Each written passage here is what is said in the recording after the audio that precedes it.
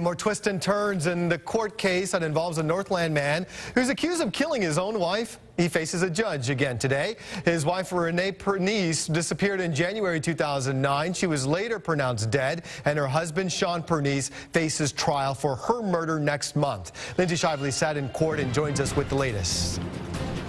Curtis, we expected to learn today whether or not the defense would be allowed to present testimony in trial that another man allegedly confessed to killing Renee Pernice. But as it stands now, the defense has to prepare two cases for trial, one where they are allowed to use that testimony and one where they are not. Now, this shocking testimony we're talking about came a couple weeks ago. We heard that a federal inmate claims his former cellmate, Shane Foster, had confessed to killing Renee. Foster lived near the Pernice family when Renee disappeared, and that inmate says Foster claimed to have forced Renee to have sex and accidentally choked and killed her. The prosecution does not want that testimony allowed in trial. Today, a Clay County jail employee testified to prosecutors that Sean Pernice and Shane Foster did serve time in the Clay County jail at the same time and did have access to have conversations with each other. Again, Foster is the one who allegedly confessed to killing Renee Pernice. So what does that mean for the validity of that testimony?